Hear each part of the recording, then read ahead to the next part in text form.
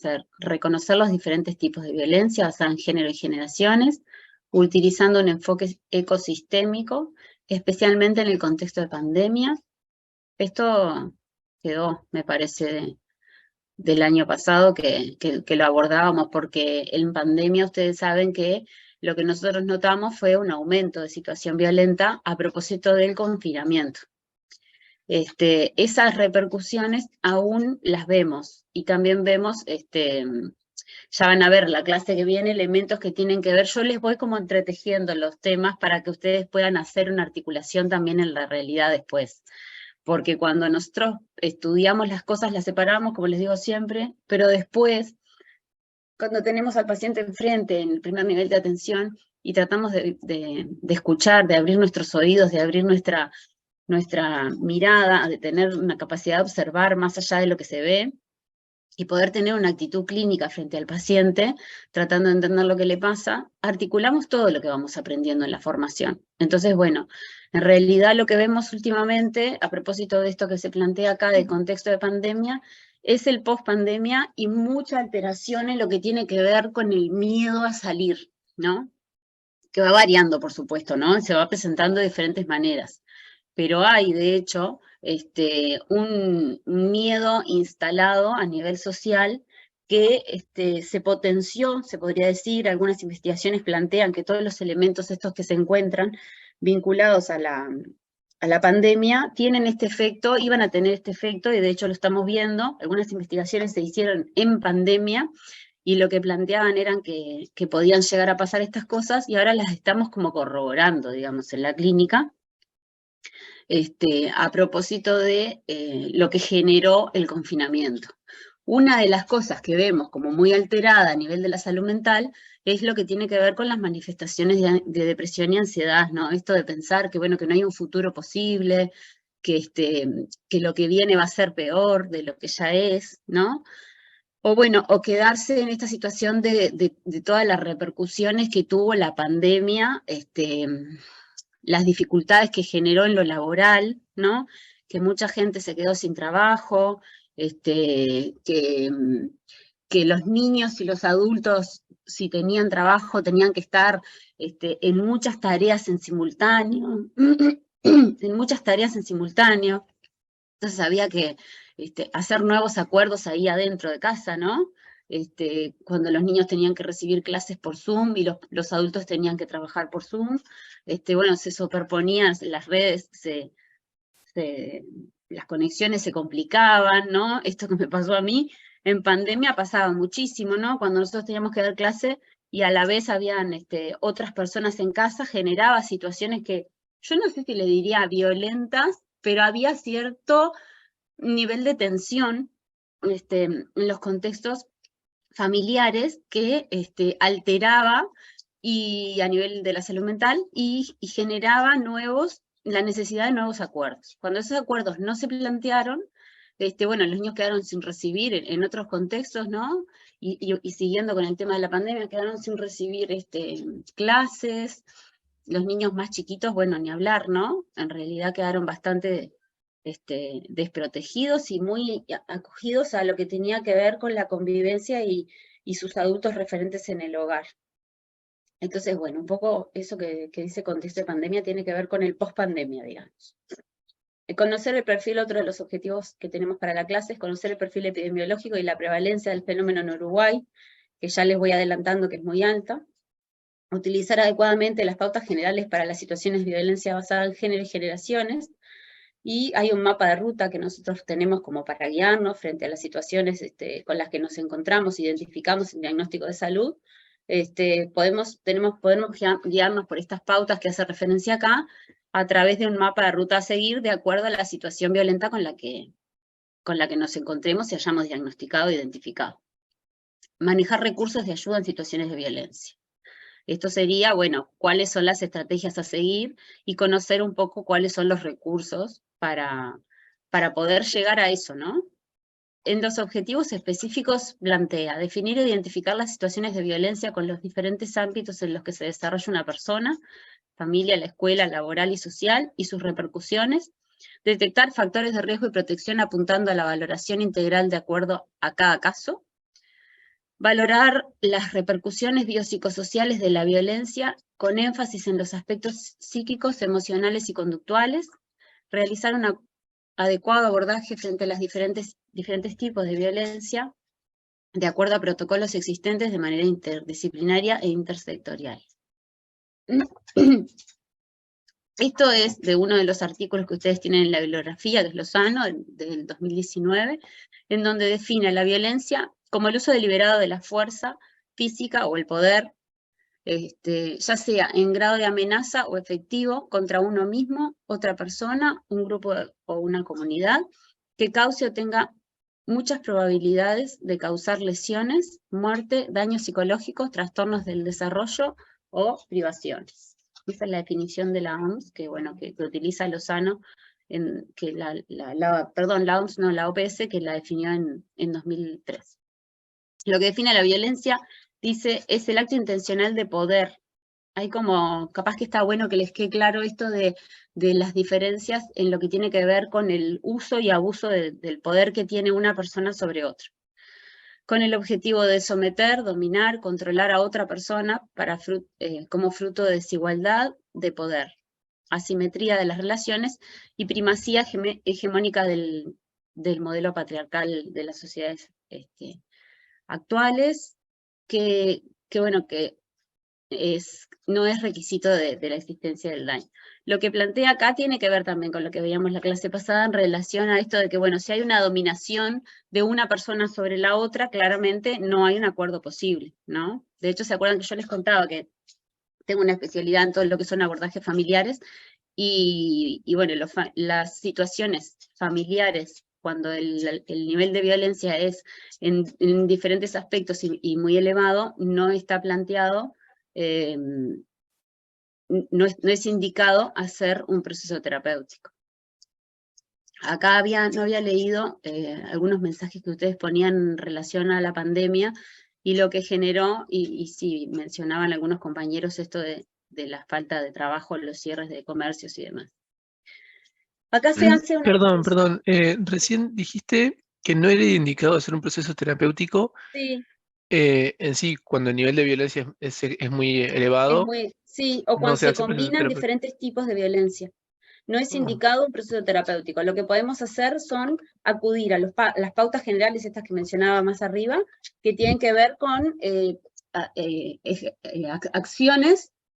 Por ejemplo, nosotros como profesionales de la salud en el primer nivel podemos hacer acciones que conduzcan a la persona violentada a refugiarse y alejarse de la situación violenta o del agresor o de la agresora. Pero no está indicado un proceso psicoterapéutico. ¿Por qué no está indicado un proceso psicoterapéutico, por ejemplo, a nivel de la familia o sí para la persona en forma individual, pero no un abordaje familiar en ese momento, porque los niveles de violencia impiden la reflexión, la capacidad crítica? Entonces, lo primero que hay que hacer es ir a estos protocolos que están establecidos y seguir las pautas generales que se establecen allí en el mapa de ruta, alejar a una persona de la otra, Entonces, porque esta ahí no viñeta está en siendo realidad, posible un acuerdo. claro, la viñeta de la clase de hoy, en realidad, lo que habría que hacer sería proceder directamente a una intervención por separación, porque hay muchos tipos de violencia involucrados. Claro, hay que hacer una separación. No está indicado un proceso psicoterapéutico cuando diagnosticamos una situación violenta en donde hay abuso de poder de una persona sobre la otra. ¿Por qué? Porque justamente no va a haber posibilidad de hacer acuerdos, por lo menos en este momento. Y el proceso terapéutico, la idea es que conduzca a generar cambios, pero no como que hay momentos para eso, no se hacen en cualquier momento. Entonces, lo que nosotros les planteamos en esta clase tiene más que ver con el abordaje en primer nivel de atención. Y acuérdense que los procesos psicoterapéuticos no son para el primer nivel de atención, son para el tercer nivel de atención. Ya hablamos de segundo y tercero, ya hablamos de tratamiento. Pues yo cuando estaba haciendo la viñeta, una de las cosas que me preguntaba era, ¿qué hago? ¿Qué puedo hacer al respecto? Y, estaba en el mapa de ruta tenés que seguir. Exactamente. Bien, genial, gracias. Bueno, seguimos. Ustedes si tienen dudas, interrúmpanme, porque si no yo, es como que no está bueno que... Tener salud mental hoy es un privilegio, dijo por ahí otra compañera, que sí, que lamentablemente coincido. Pero bueno, vamos a tratar de que hoy nos sirva para las dos cosas, la clase, aprender un poco y tratar de sentirnos más cerca, porque también esto de la modernidad y los celulares y la tecnología nos ha llevado a estar tan individualmente funcionando, que nos olvidamos de esto de la comunidad, ¿no? Y bueno, nosotros hoy, por un rato, vamos a tratar de funcionar como comunidad universitaria y tratar de pensar entre todos cómo podemos abordar estas situaciones que lamentablemente, ya les decía, que tienen una alta prevalencia en la comunidad y en nuestras consultas clínicas, así que pensemos entre todos, aprovechemos esta instancia para pensar entre todos como comunidad cómo poder abordar estas situaciones.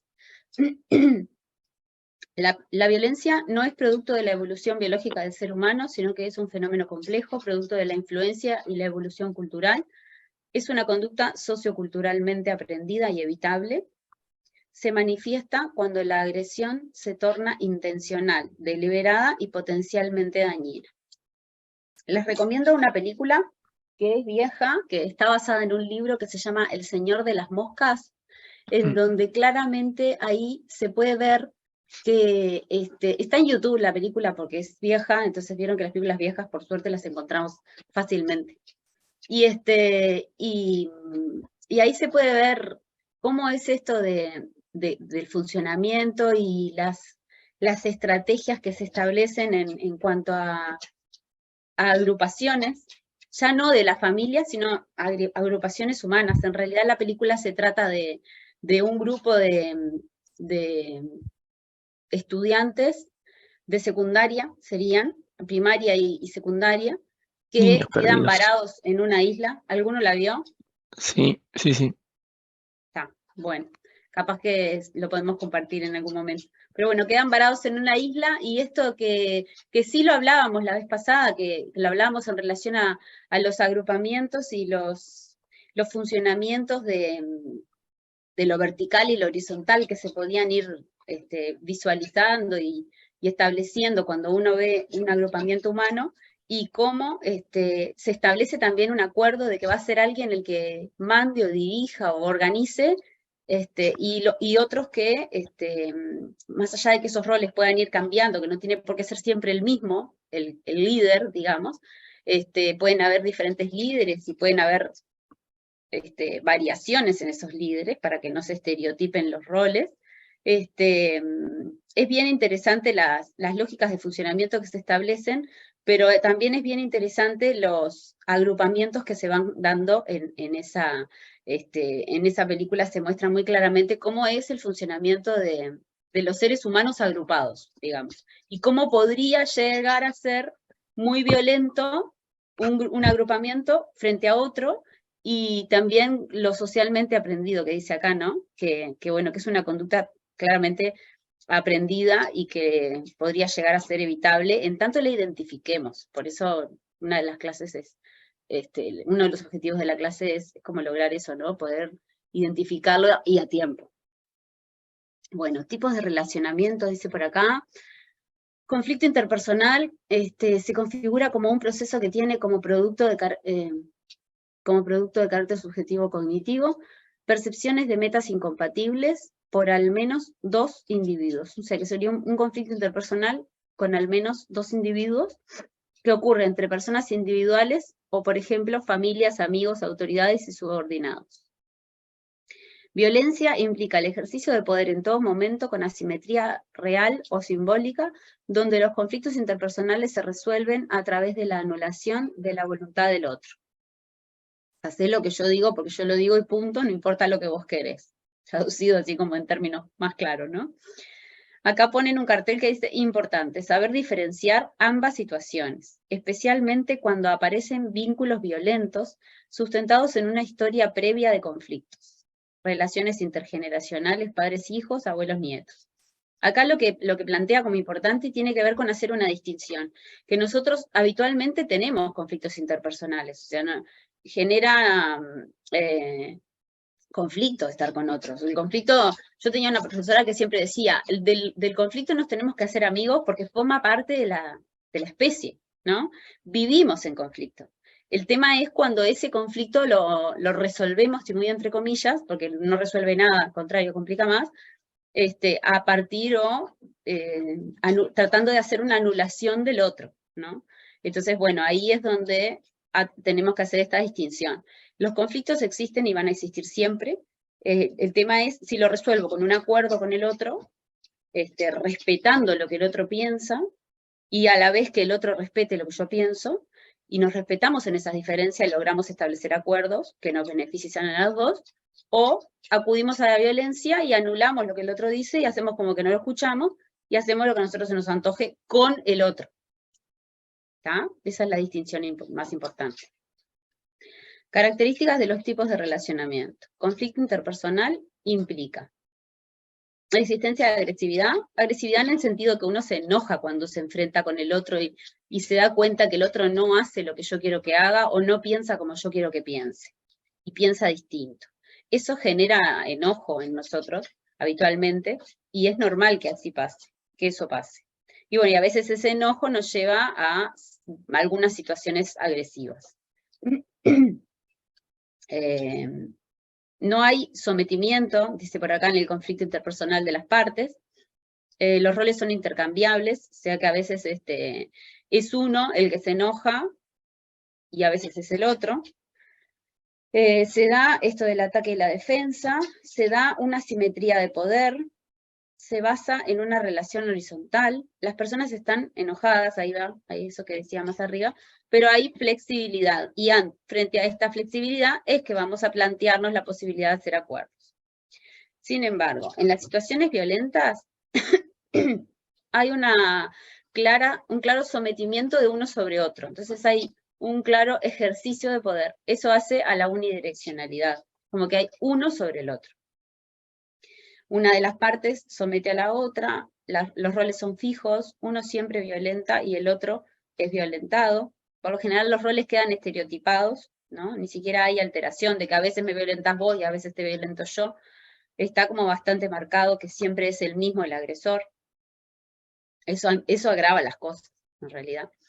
La relación se basa en la verticalidad, hay un agresor y una víctima, asimetría del poder, el abuso es la característica principal, abuso de poder, ¿no? En términos general.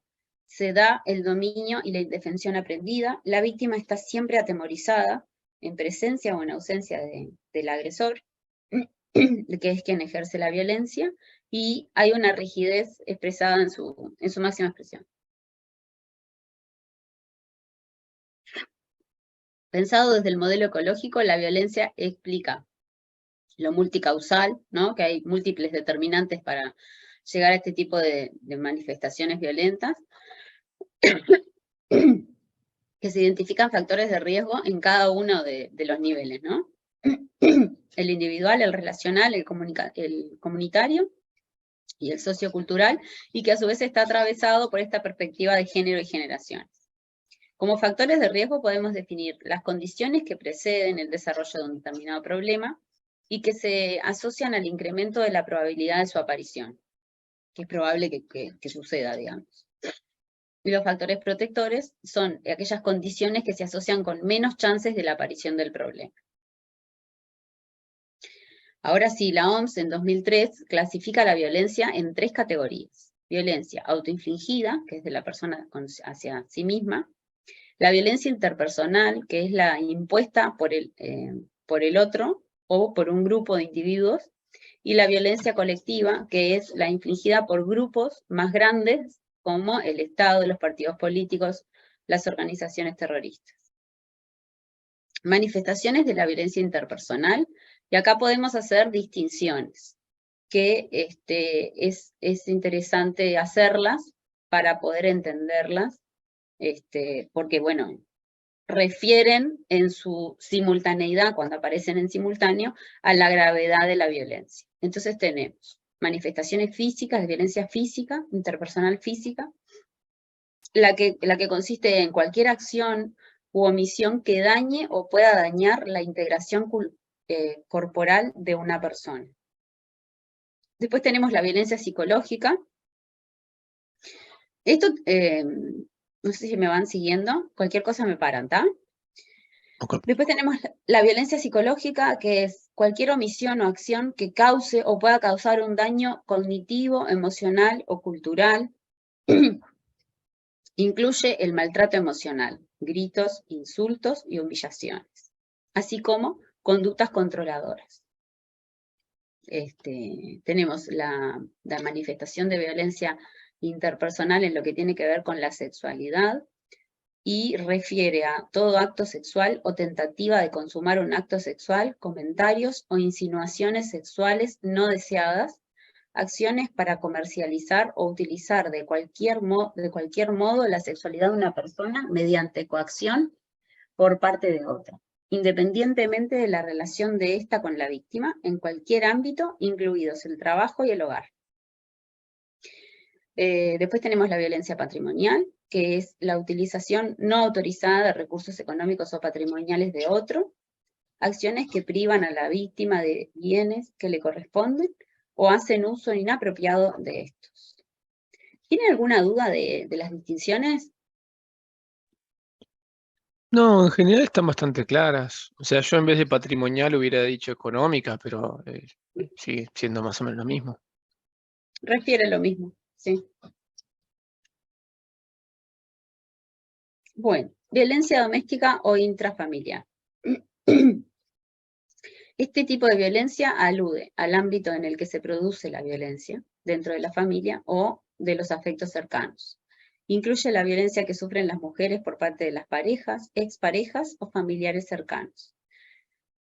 A veces vemos violencia de los hijos a los padres, no solamente de las parejas, ¿no?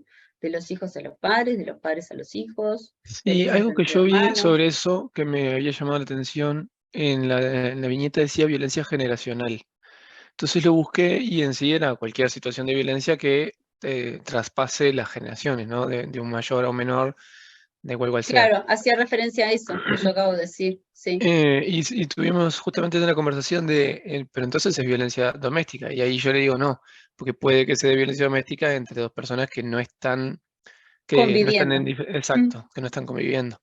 Sí, Entonces, sí. habíamos como quedado en eso, de generacional es de un lugar a otro. Y algo que comentamos es que no tiene por qué ser directa. Por ejemplo, en el caso de la viñeta, la madre en realidad está, de cierta manera, protegiendo a su hijo de cierta violencia que se está dando, aunque no le esté afectando de manera directa, le está afectando.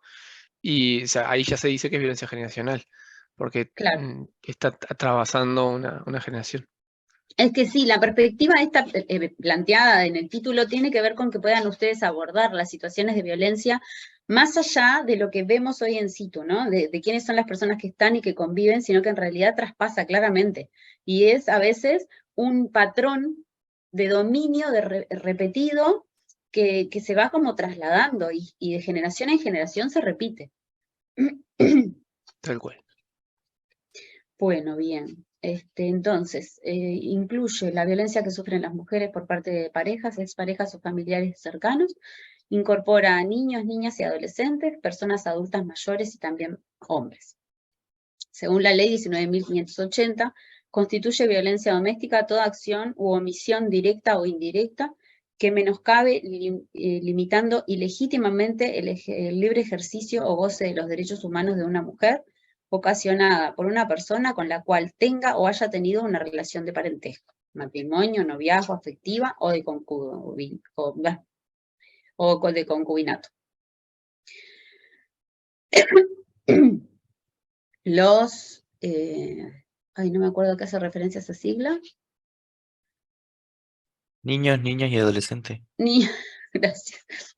Los niños, niños y adolescentes testigos de violencia de pareja en sus hogares son considerados también víctimas de violencia. Violencia basada en género, noción que reconoce que esta violencia ocurre debido a las desigualdades estructurales que ubican a las mujeres en un lugar de subordinación respecto de los hombres. Y bueno, y acá cita de nuevo las leyes, la ley 19.580 en sus diferentes artículos. En el artículo 1 establece que están incluidas las mujeres de todas las edades. En el artículo 4, agrega que entiende por violencia hacia las mujeres basada en género toda conducta acción u omisión en el ámbito público o privado, que sustentada en una relación desigual de poder con base en el género, tenga como objeto o resultado menoscabar o anular el reconocimiento, el goce o el ejercicio de los derechos humanos y las libertades fundamentales de la mujer. Frente a la posibilidad de sospecha o confirmación, ¿qué intervenciones podemos hacer desde el primer nivel de atención?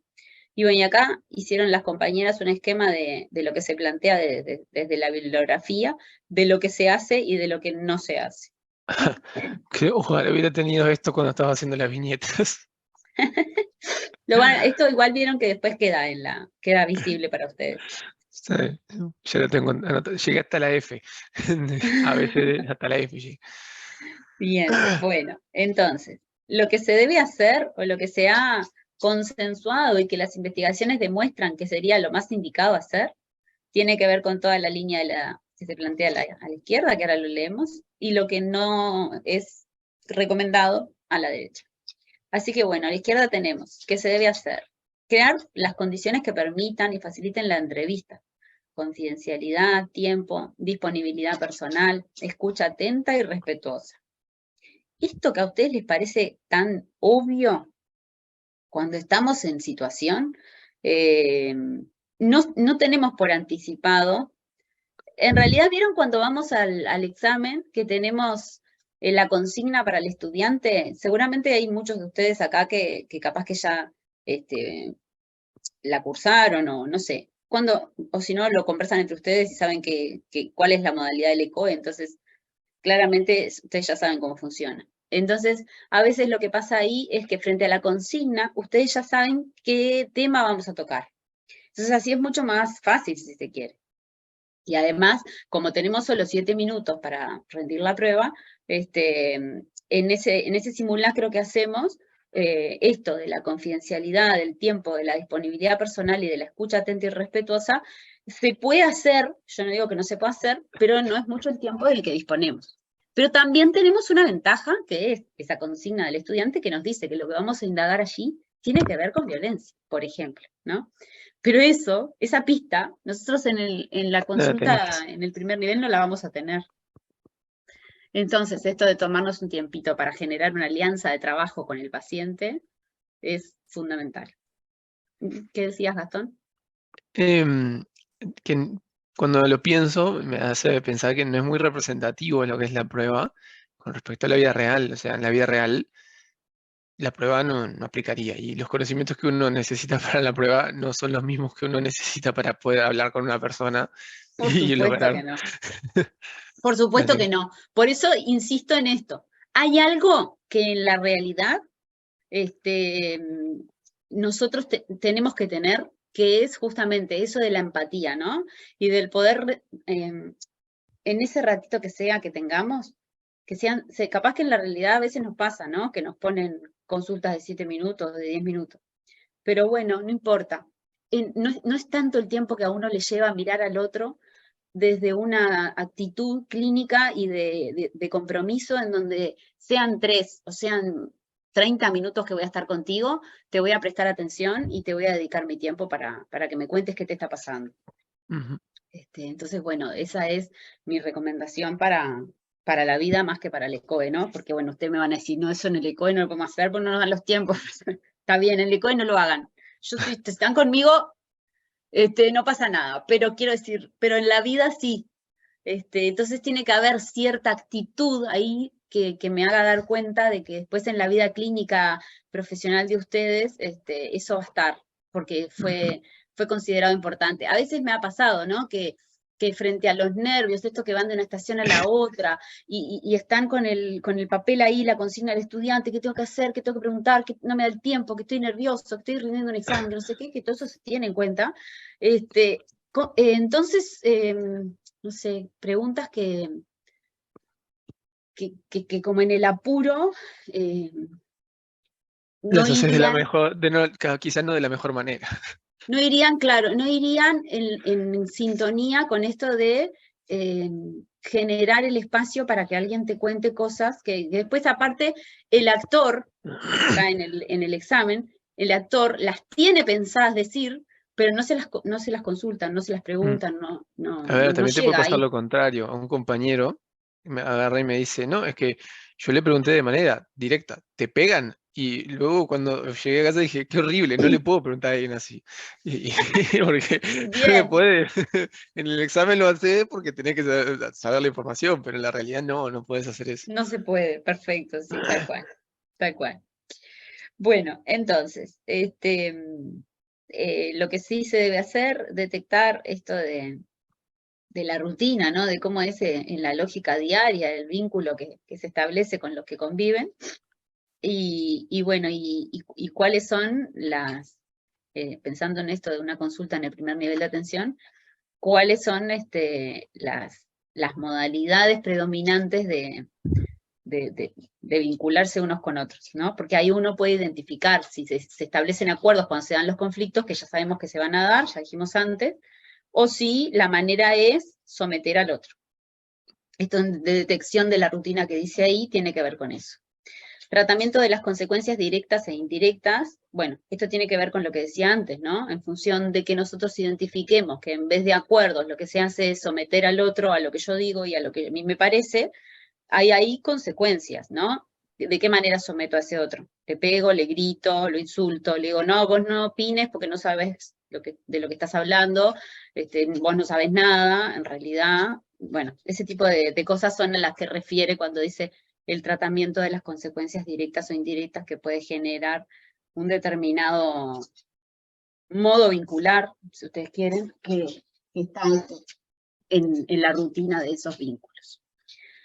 Documentación de historia clínica según las pautas, ¿no? Ir documentando lo que nosotros fuimos viendo, lo que nosotros fuimos encontrando y lo que nosotros fuimos identificando como diagnósticos presuntivos, o por lo menos como hipótesis. Eso tiene que quedar documentado para otro técnico que venga y vea, converse con la misma persona sobre la situación o sobre otra situación, pero que esté alerta a que alguien identificó algo que llama la atención.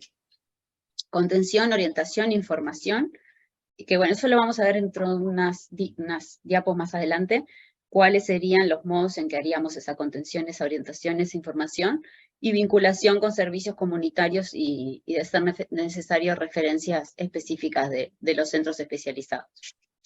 Lo que no hay que hacer, violar la confidencialidad, culpabilizar a la víctima, restarle importancia a la violencia, no respetar su autonomía, neutralizar la violencia, ignorar la necesidad de seguridad, someter a la persona a múltiples interrogatorios o preguntas revictimizantes, presionar a denunciar sin respetar sus tiempos, trabajar en solitario, intentar mediación con el agresor.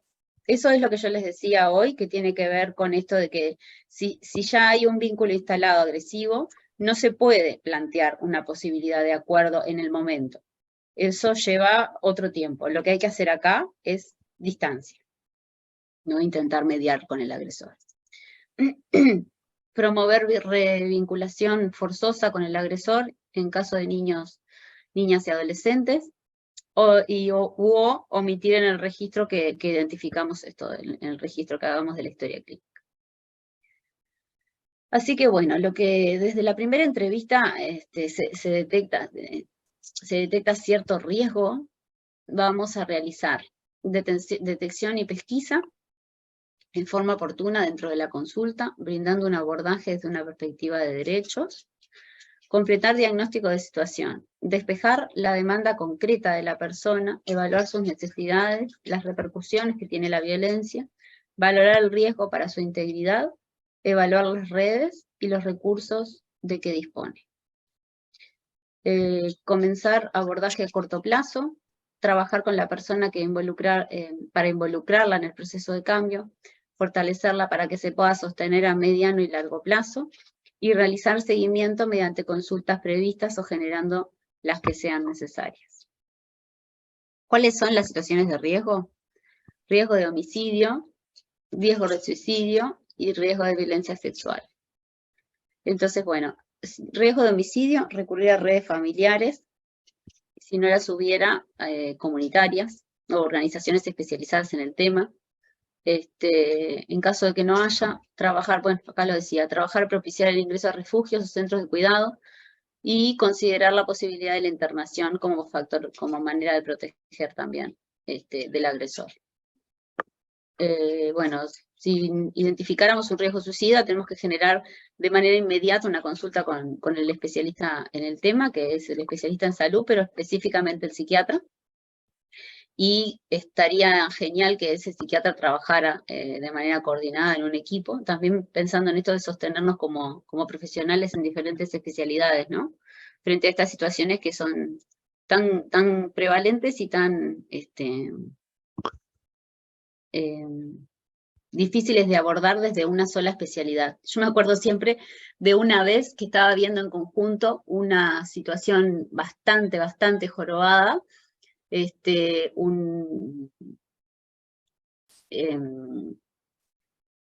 psiquiatra con el que yo me comunico. Yo estoy viendo haciendo un proceso psicoterapéutico con una paciente que su hijo se había suicidado, y bueno, y ella estaba muy angustiada, por supuesto, desbordada por la situación, queriéndose matar ella también por momentos, sin saber qué hacer. Bueno, no quería concurrir a la consulta con el psiquiatra, entonces yo me comunico con el psiquiatra para ver qué era, en qué consistía el tratamiento, cómo era que podíamos hacer el trabajo en conjunto para poder acercar a esta paciente a su consulta y generar nuevas maneras de que se accediera y se pudiera trabajar en conjunto, el abordaje que fuera, ¿no? Desde el psiquiatra, desde el psicólogo, porque yo identificaba que había un riesgo de ella, real, y un peligro de vida, y bueno, con alguien lo tenía que hablar.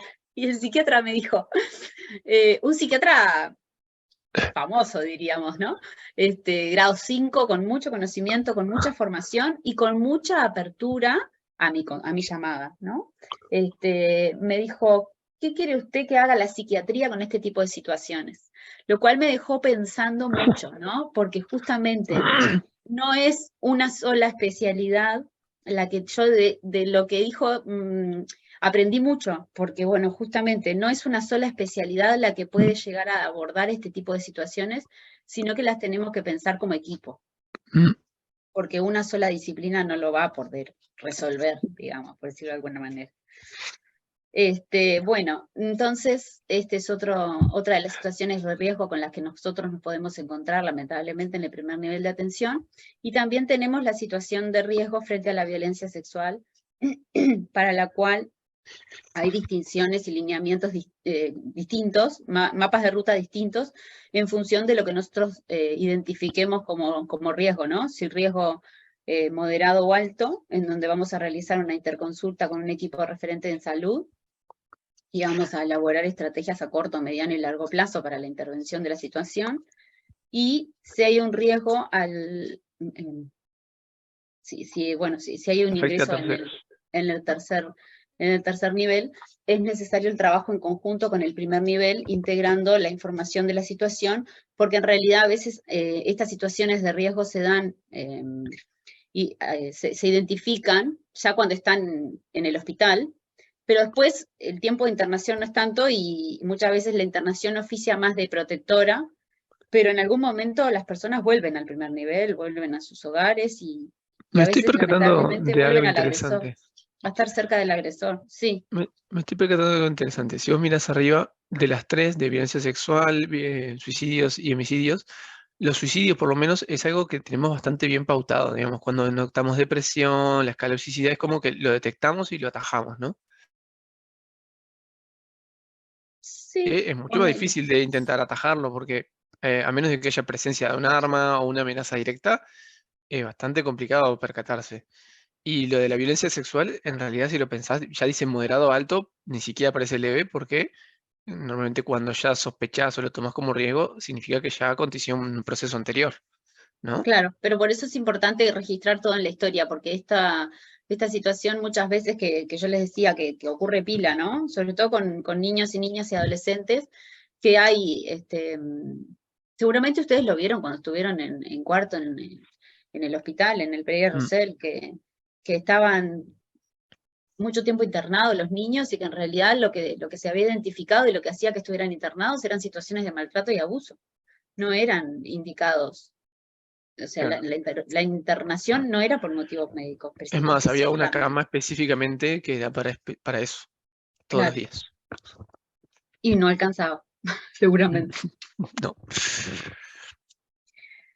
Bueno, violencia hacia niños, niñas y adolescentes o testigos de violencia. Esto también a veces lo identificamos en el control pediátrico y bueno, y se toman medidas por suerte al respecto, ¿no? Hay mapas de ruta, hay modelos de atención y hay organismos que se dedican a atender ese tipo de situaciones, así que ahí sí tenemos todo un equipo de trabajo armado que funciona y diríamos que por lo menos hasta que cumplen los 18 años funciona bastante bien.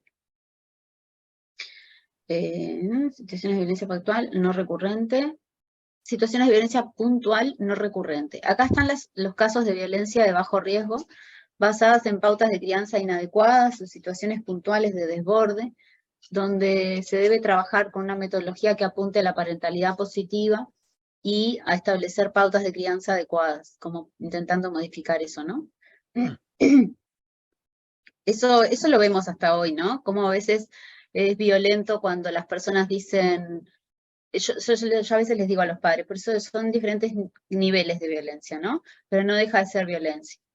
Cuando los padres vienen y dicen, nosotros no sabemos qué hacer con la tecnología, nos pasa mucho, es una consulta bastante frecuente que seguramente ustedes la identifiquen y la reconozcan, ¿no? Nosotros no sabemos cómo manejarlos con la tecnología y no sabemos cómo hacer para que deje el teléfono, deje la computadora, deje la cebalita, lo que sea, ¿no? Y por otro lado entendemos que no la va a dejar, no la va a querer dejar, porque ellos dicen, ellos son nativos digitales. Nacieron y las tecnologías ya estaban, entonces las saben usar mejor que yo, te dicen. Entonces cuando te dicen eso yo les digo, está bárbaro, ok, son nativos digitales, las saben usar mejor que yo.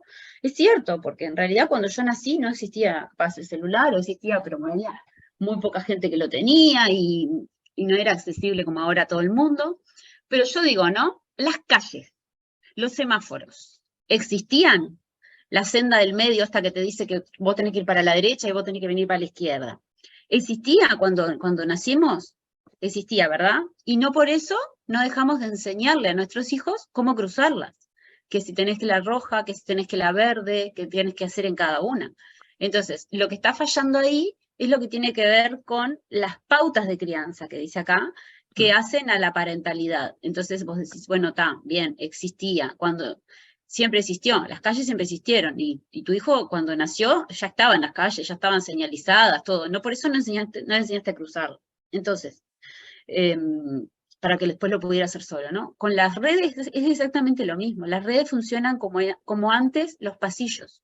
Antes estaban los pasillos de la facultad en donde la gente se conocía, interactuaba, socializaba, qué sé yo. Hoy en día eso se hace por las redes.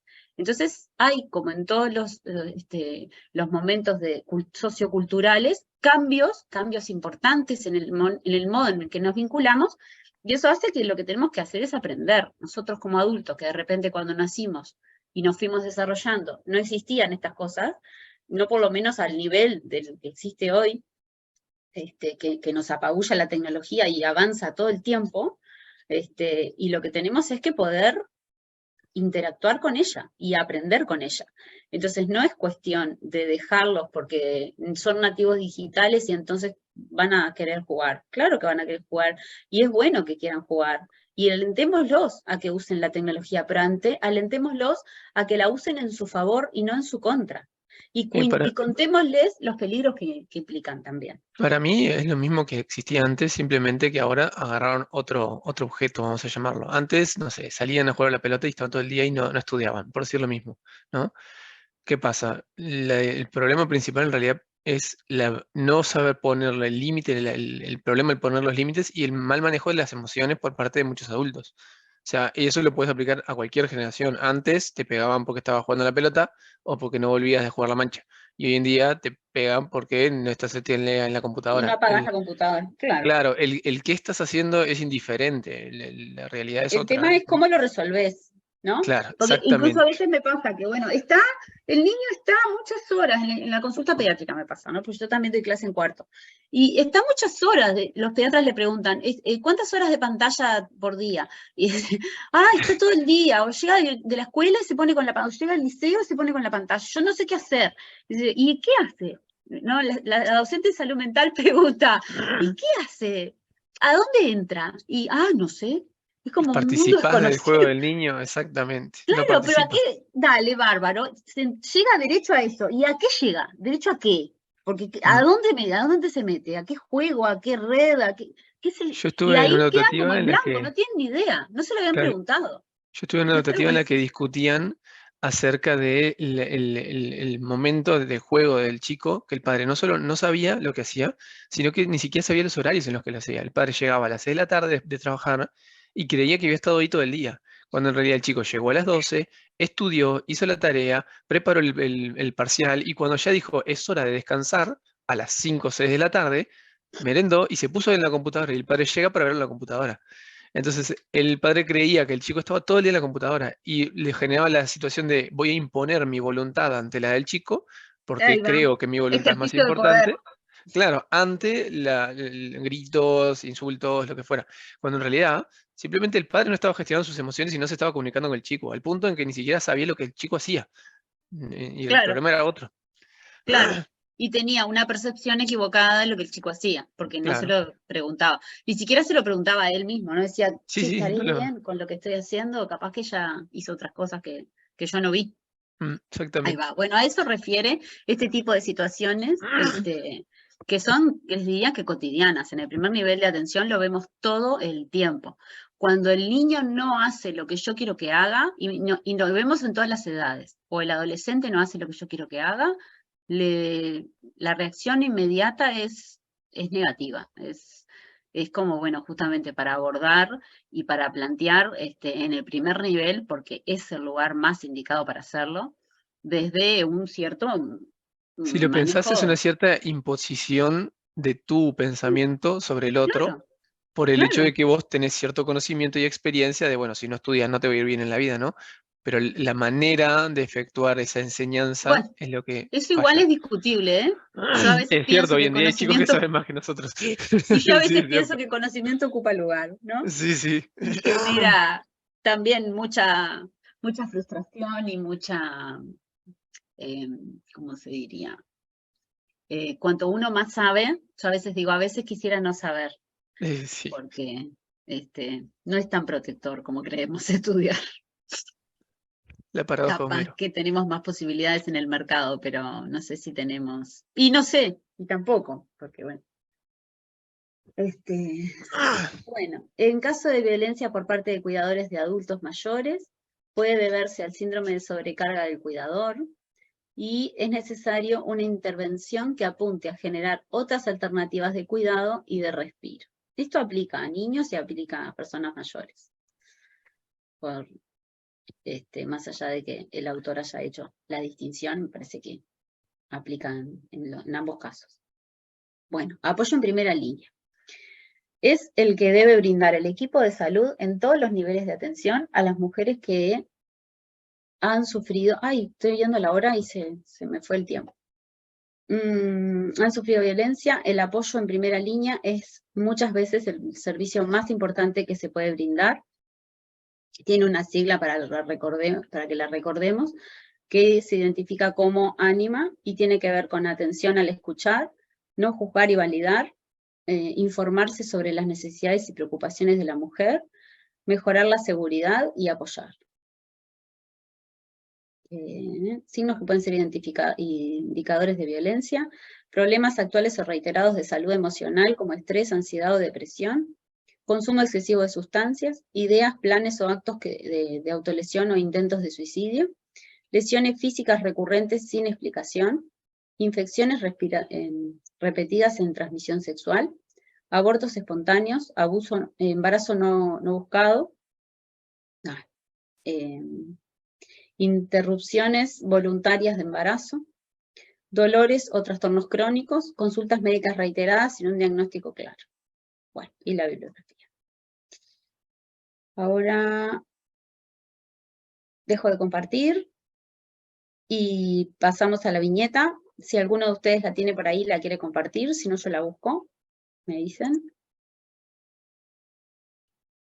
Yo tengo acá mi Word, que es las respuestas en realidad.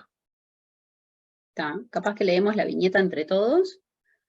Estoy entrando ahora al EVA y ya la leemos y la vamos pensando. ¿Están aburridos los demás que no participan? ¿Se quedaron dormidos de nuevo? No, ¿no? Por Dios, díganme que no. Ahí el compañero comparte alguna de las respuestas. No, Todas no, las nos respuestas. estamos escuchando. Ah, qué bueno. Estamos acá, estamos acá. Ay, qué suerte. El compañero pone las preguntas. Vamos a leer la viñeta entre todos, así recordamos y refrescamos un poco el tema a propósito de la situación puntual que nos plantea la viñeta, y ahí la veremos. Acá está. Bueno, a compartir.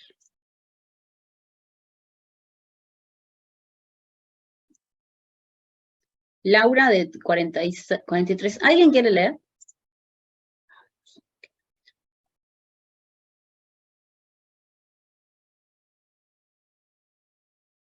Bueno, Yo leo leo. yo. Bueno, dale. Laura, de 43 años, acude a la policlínica del centro de salud de su barrio a consultar por dolores persistentes en el cuerpo, sobre todo en la cabeza y dificultades para conciliar el sueño. Se me escucha bien, ¿no? Sí, impecable. El médico advierte que tiene una herida superficial en la cabeza sobre la frente.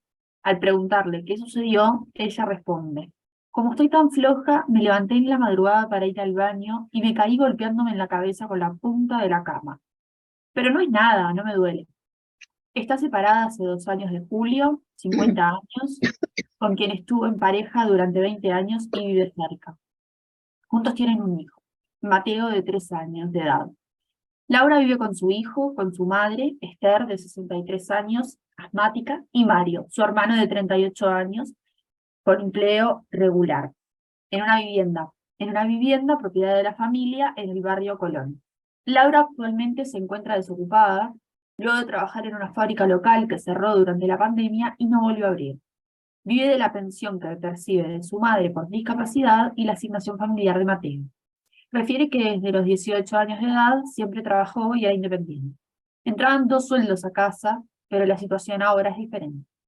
Comenta que Julio está en el seguro de desempleo y le pasa de forma irregular dinero para su hijo. Esta situación le trae muchos problemas económicos que a su vez le generan estrés.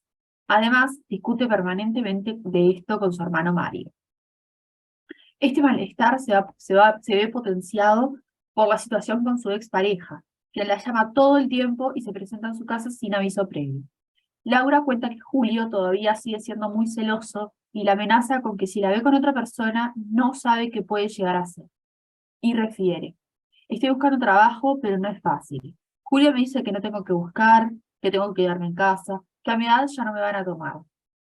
Dice que como ahora no tengo fuerzas, no voy a conseguir, y a veces se enoja porque le digo que me hace bien trabajar. También piensa que Mateo no se puede quedar solo en la casa, que yo tengo que cuidarlo, que tengo que ser una buena madre. Ella menciona que lo único que hace es ir del CAIF a la casa, para evitar problemas, ya que tiene miedo de que se repita lo que vivía cuando estaban en pareja. En ese momento Laura se angustia y narra una escena en la que Julio, en una discusión, rompe algunos objetos de la casa y le pega una cachetada. Laura asocia ese momento de tensión al consumo de alcohol de Julio, pero refiere que todo eso quedó en el pasado. Sobre su estado de ánimo actual agrega: estoy triste, muy triste, porque ahora llego del no tengo trabajo, cansada porque apenas hago las cosas de la casa y ya me quiero acostar. Bien, María Clara, muchas gracias.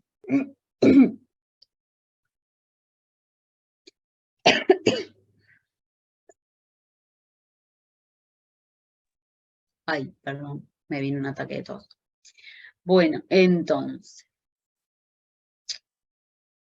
acá el compañero tenía una serie de respuestas que nos compartió amablemente en el chat, en donde dice: ¿Qué tipo de violencia identifica? En la viñeta se identifican distintos tipos de violencia. En primer lugar, se puede identificar violencia psicológica ejercida por la expareja de Julio, quien la controla, la amenaza y la cela.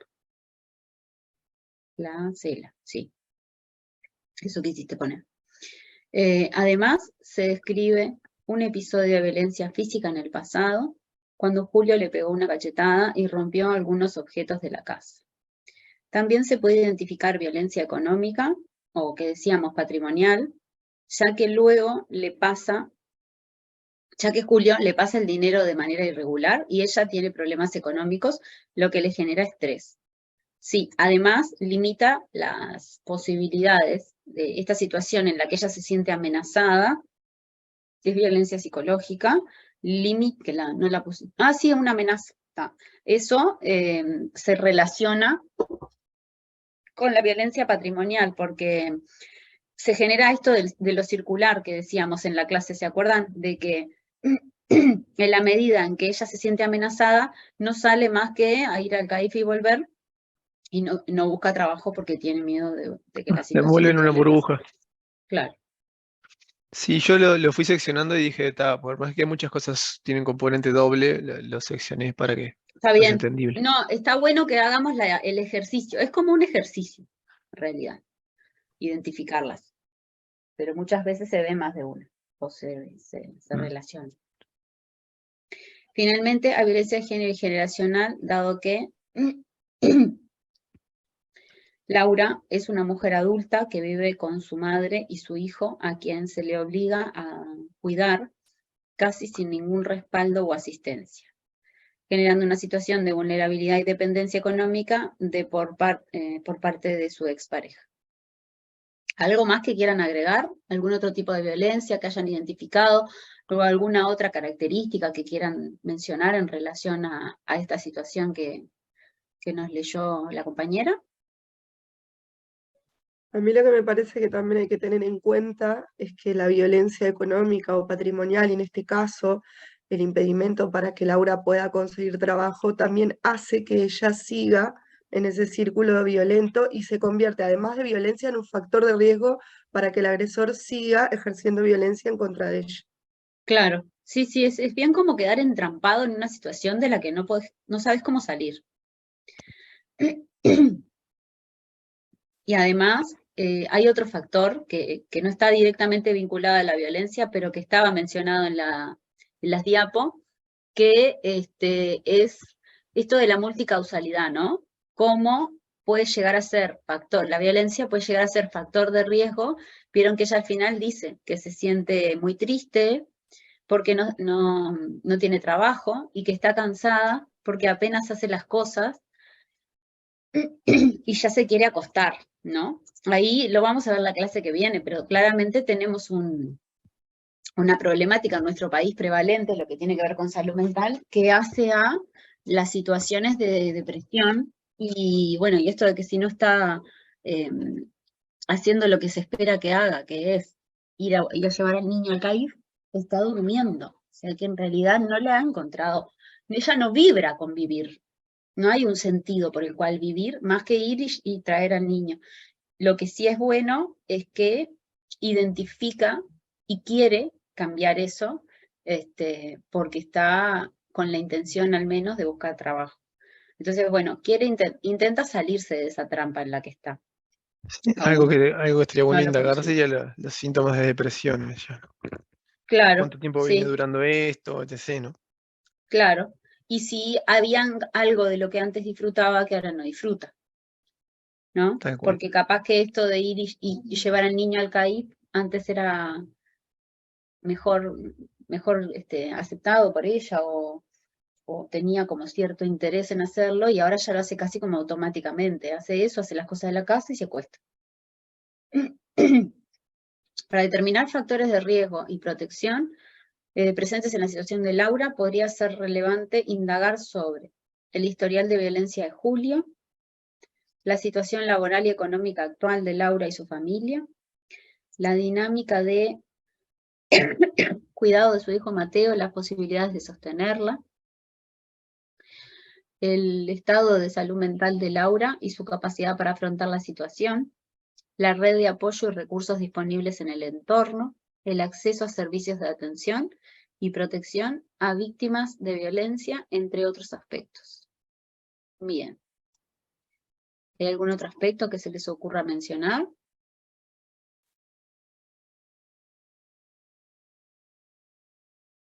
Yo creo que me parece que habría que indagar más en ese episodio que ella cuenta que se cayó y que se pegó, como que ella le resta importancia y dice que no fue nada, que capaz que hay más episodios de violencia, otros tipos de violencia que recibe Julia actualmente, que no son solo la psicológica y la patrimonial, capaz también puede seguir siendo víctima de violencia física, porque no, o sea, es común eso de que las mujeres cuentan que se cayeron, se golpearon, y en realidad las golpeó alguien. Y también el tema que ella menciona, que discute mucho con su hermano, por qué son esas discusiones, qué tan fuertes son esas discusiones, cómo se Ahí va. resuelven. Viste que había una madre con una dificultad, con una discapacidad, ¿no? Sí. Capaz que había algo ahí que hiciera que ella quedara como cuidadora principal, o no sabemos, capaz que eso también sería algo a indagar, un poco pensando en los factores de riesgo que Claro, y pensando en las redes de apoyo con las que ella puede contar, si puede contar con claro. ese hermano o no, Sí, o qué y el nivel de estrategias dificultad de su de madre. cuidado pueden hacer para cuidar a esta mamá, ¿no? O si hay antecedentes de enfermedades, de otras enfermedades orgánicas también en la mamá, no solamente la discapacidad, que Sí, a mí hagan lo que que me requiera. pareció, perdón. Sí, sí, A mí lo que me pareció es como que la cuidadora de todos es ella, ¿no? Cuida a la ahí va. madre, cuida al hijo. Me parece que la pareja, el papá del nene, si es que es el papá del nene, está, no sé, habría que ver ahí. Como que no cuida al hijo, exige que ella lo cuide, que sea buena madre, y él, Claro, entonces yo sé que es un tema cultural a veces también, pero bueno. Y después también el hermano, ¿no? Digo, ¿qué tanto se hace cargo como es la compañera de su propia madre? Entonces, como que todos los cuidados recaen en ella. Imposible así conseguir un trabajo. es que por eso también ahí veíamos lo de la violencia a generaciones, ¿no? Porque cómo está de repente, esto que vos decías es cultural, ¿no? Y en realidad justamente es cultural, pero también es evitable, en el sentido de que hay una transmisión cultural de que somos las mujeres las que cuidamos, porque además somos las que lo hacemos mejor, porque tenemos como que nacemos, ¿no? Esos mitos siguen estando en nuestra sociedad y funcionan y operan muy bien. Digo, operan además a propósito, ¿no? Porque ustedes van a tener cirugía, ahora van a empezar con cirugía, yo digo, hacen como los cortes adecuados para que todo siga igual, ¿no? Para que sigamos pensando y funcionando como sociedad de determinadas maneras. En ese sentido, ¿no? El operar también. Yo me acuerdo Además que un que compañero eso, decía que hacen los cortes fáciles. Quizás no los Claro, mejores, pero los más fáciles. Entonces y cortas sí, por lo grande y te vas por lo sencillo. y claro, sí. además que en la historia, o sea, Julio usa eso y diciéndole que ella tiene que cuidar a su hijo porque tiene que ser buena madre, o sea, Buena reforzando ese madre. Ay, estereotipo, sí, cuando él en sí, realidad de sí. buen padre tampoco tiene nada porque ni siquiera se hace cargo económicamente, emocionalmente, nada, y encima es Claro. violento, o sea, él hace todo lo opuesto a lo que le dice a ella. Sí, lo que pasa que eso es bien difícil de abordar. ¿Por qué? Porque ella en realidad, nosotros dijimos que capaz que tenemos que valorar o indagar un poco más en factores de riesgo para depresión. Y si le llegamos a decir que ya no necesita tanto cuidado el niño, Mateo en este caso, ¿qué sentido tiene entonces su vida? Claro, en realidad si o sea, si ella está, por ejemplo, ella cree que eso es cierto, ¿no? El estereotipo de que la mujer tiene que cuidar y eso, para ella debe resultar una motivación. Por supuesto, Cuidar una a su hijo. motivación de Y si vida. pierde esa única, capaz la única motivación que tiene en este momento, Ahí podría va. ser más Por grave eso todavía. decíamos que hay que hacer esto esto del abordaje, pero a partir de lo que el paciente trae, no imponerle nuestras ideas de lo que hay que hacer, digamos, ¿no? Porque sí, nosotros podemos estar de acuerdo que no está bueno el lugar en el que ella está ahora, de cuidadora principal de su madre y de su hijo, y que eso hace que no va a conseguir trabajo porque no va a encontrar cuándo trabajar, más allá de que lo consiguiera, ¿no?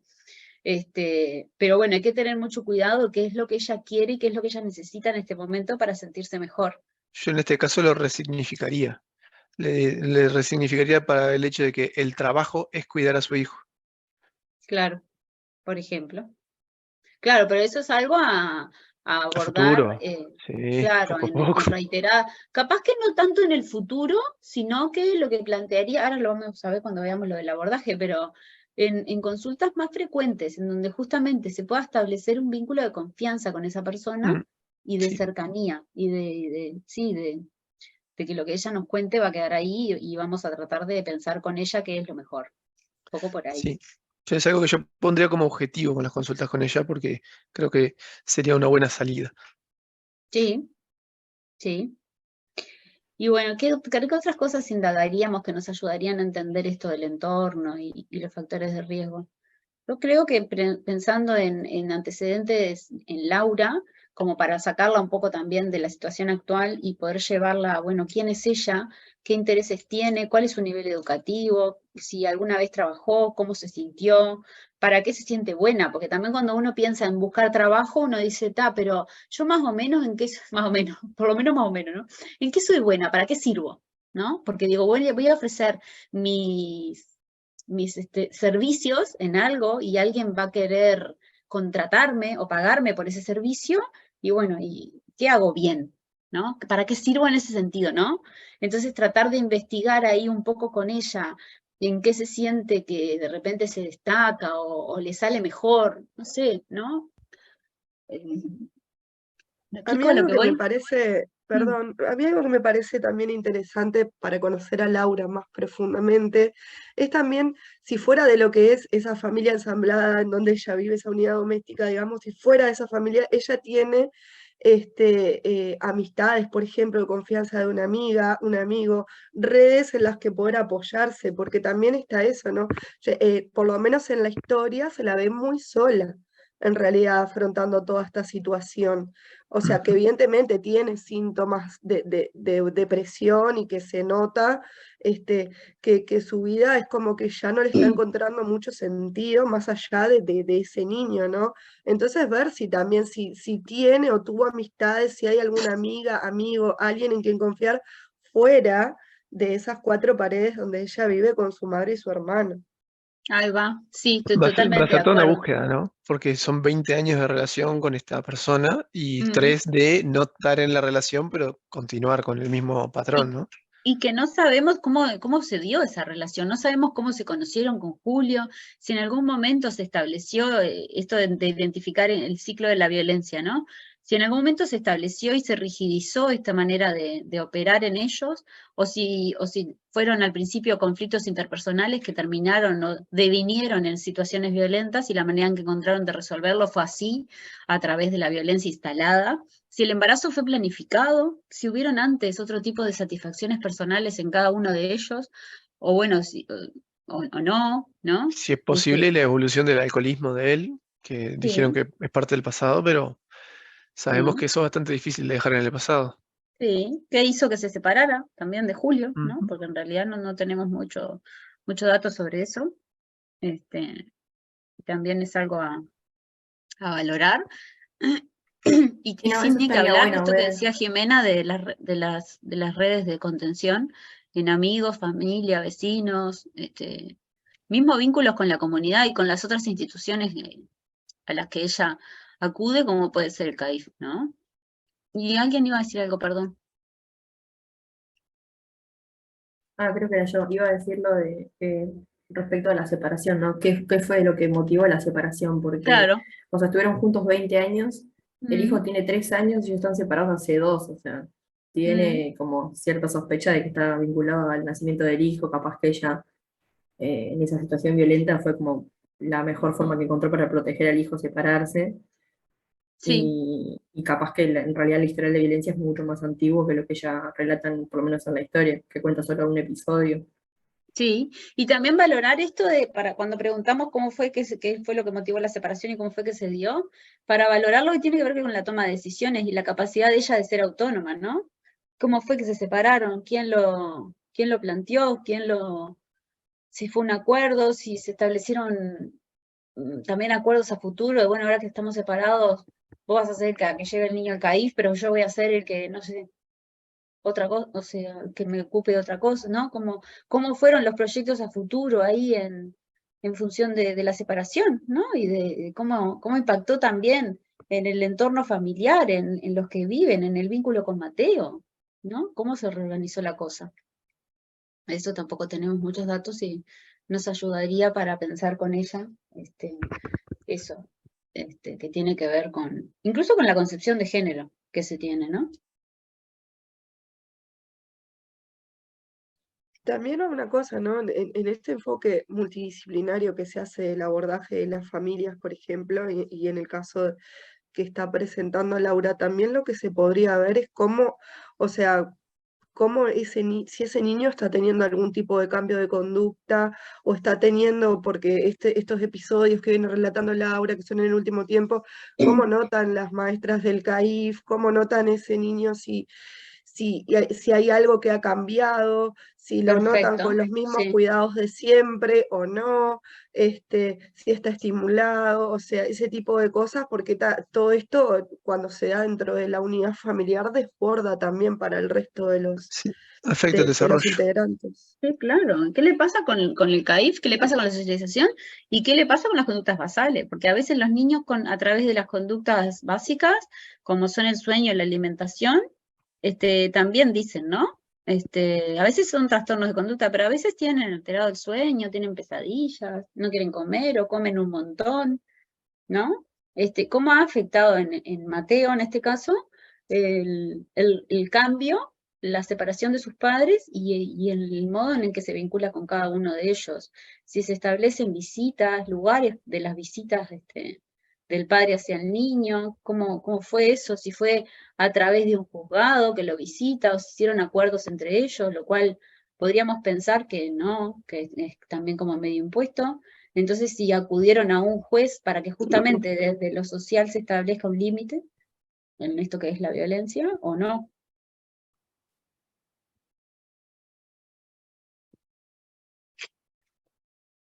Y después mencionaban algo relacionado con Julio, que también tiene que ver con indagar otras manifestaciones, como en el tiempo, ¿no? En relación al consumo, en relación a la impulsividad, para indagar, ¿no? Si hay antecedentes de conflictos con la ley, si en algún momento hubo denuncia, si tiene porte de armas, ¿no? Porque también son cosas que tenemos que saber para evaluar el riesgo.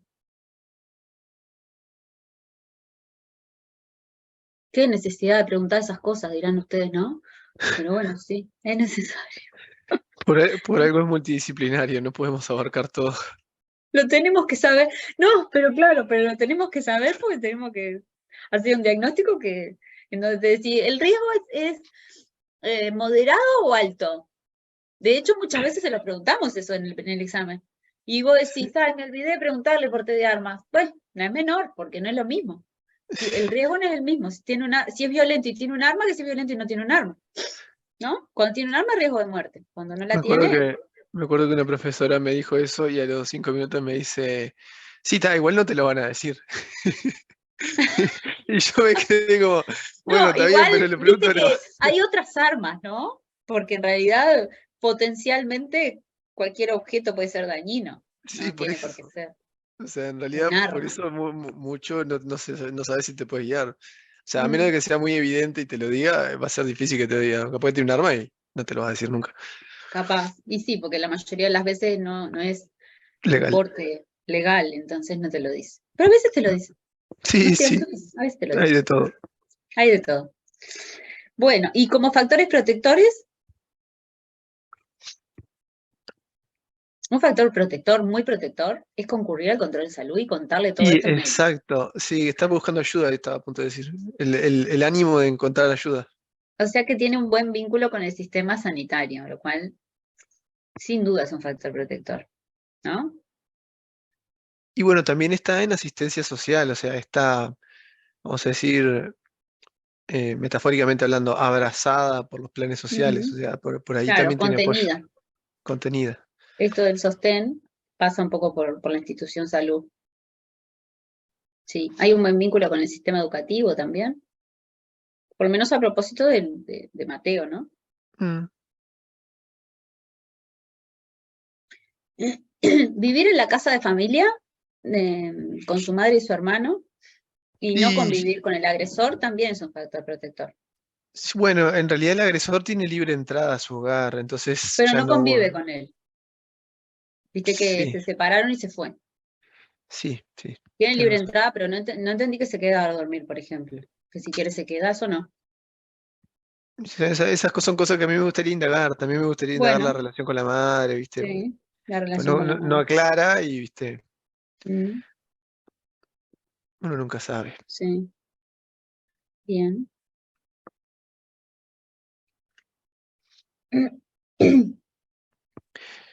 Después la tercera pregunta es ¿qué se podría hacer, no? Y yo escribí una respuesta, pero ahora me gustaría también agregar el hecho de la separación, porque Bueno, el hecho de que él pueda ingresar a la vamos casa. a leer tu respuesta.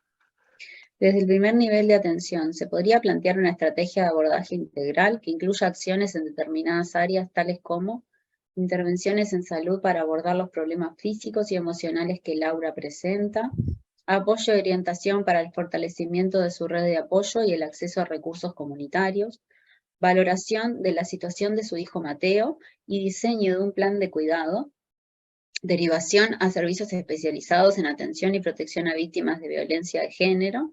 Esta derivación se conversa con ella, ¿no? Sí, Un poco en favor de respetar los tiempos del víctima, bueno, del que está siendo víctima y no revictimizarlo. de una persona en general. O sea, Ujú, cuando una ahí persona va. tiene que hacer algo, tienes que hablar con esa Sí, persona. porque víctima no me gusta. Es como muy dual, ¿no? Es como Sí, muy binario, como dicen ahora. Como dicotómico. muy, sí, y no, ya no me va. Me parece que estoy más en el paradigma de la complejidad que de lo binario. Sí. Así que bueno, hablar de víctima y victimario me rechina bastante. Intervenciones con Julio con el objetivo de que comprenda las consecuencias de sus acciones y de que se responsabilice por su comportamiento. Oh, ahí está. Esta me parece que es muy ideal. Y casi que está en el sector de derecho que decía lo que no hay que hacer. ¿Sí? Sí. Bueno, yo lo puse porque con mi compañero discutimos, no sé, 30 minutos y dije, tal, lo pongo. Él te decía que Porque no, vos le decías que sí. yo le decía que no y él me decía que sí. Ah, bueno, Porque está. me argumentó que la otra persona, cuando vos también estás, o sea, ahora sé que sé lo de la separación, ¿no? Que la otra persona también tiene derecho a que le proporcionen una asistencia, porque también puede tener problemas. Por Y supuesto. con ese argumento me convenció y dije, sí, tenemos que contar a la otra persona. O sea, todo a su orden, pero Sí, se tiene que yo hacer. estoy de acuerdo con tu compañero, que no sé si está acá ahora escuchándonos. Estoy de No acuerdo con tu creo. compañero, pero parcialmente. ¿Por qué? Porque en realidad, sin duda que esa persona necesita ayuda para poder correrse de ese lugar de victimario y de que anda por ahí por la vida amenazando a la gente y haciendo abuso de su poder y de su de repente poder económico porque él trabaja y los otros no, pero no ha pedido ayuda. Entonces, Y, ¿de dónde sí, sacamos nosotros que la quiere recibir? Y ahí volvemos al viejo dicho, que no se puede ayudar a quien no quiere recibir ayuda. mm, Ahí tenemos que sí, bajar nuestra omnipotencia y dejar de pensar que porque queremos ayudarlo vamos a poder hacer. Entonces sí, claramente es una expresión de deseo, pero dista de la realidad. Y por lo general lo que hace es alejar a la persona que sí nos pidió ayuda. Entonces, bueno, yo diría que como recomendación nos quedemos con lo que tenemos. Si después lo podemos ampliar, buenísimo, pero en principio nos quedemos con lo que tenemos. Así que el ítem E no lo recomendaría. bien. No sé si fui convincente con mi fundamentación. Sí, Espero que yo sí. estaba convencido de antemano, ahora simplemente me diste argumentos. Ahí va. Bueno, y coordinación con otros servicios y entidades implicados en la atención al sistema, a las situaciones de violencia, como el sistema judicial, ahí va, eso sí, porque viste que podés regular las visitas y de repente aclarar un poquito más los tantos y poner un poquito más de límites, a veces funciona bien. Y todo esto enmarcado en un enfoque de género y derechos humanos que garantice la protección y el bienestar de Laura y su familia. Muy bien. ¿Qué más se les ocurre?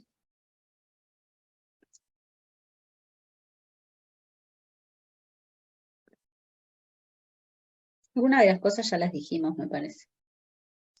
No sé si nos faltó algo, pero me parece que más o menos estaría todo.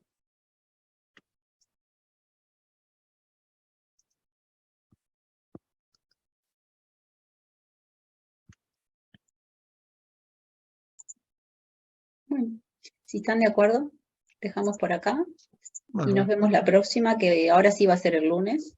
Hoy me tardé porque la logística de los miércoles no es la misma que de los lunes, así que por eso empezamos un poquito más tarde, pero bueno, espero el lunes poder empezar en hora. Y igual nos dieron bien los tiempos, creo, para a mí abordar el tema. me vino muy bien el criterio para saber cuándo generar una separación física. Ya hay más de un tipo de violencia, ya primero planteamos la separación física y Sí, luego vemos lo demás. todo lo Eso, demás, eso sí. me vino muy bien, porque Eso, muchas veces dudaba con eso, no sabía, eso no está sabía bien cuándo. claro en las pautas generales de abordaje, Bien. sí. Distinto es cuando la situación es con niños, ¿no? Exactamente, porque yo lo había visto en pediatría primero y me había quedado bastante confuso. Ay, sí, lo que pasa que ahí viste que a veces es el caso a caso, pero de todas maneras tenemos las pautas que nos orientan y a veces hay que acudir a ellas. Bien. Bueno, Pero nos bueno, vemos sí, el son lunes. decisiones que no son nada fáciles de tomar. Dale, nos vemos el lunes, que pasen bien, buena Chau, semana.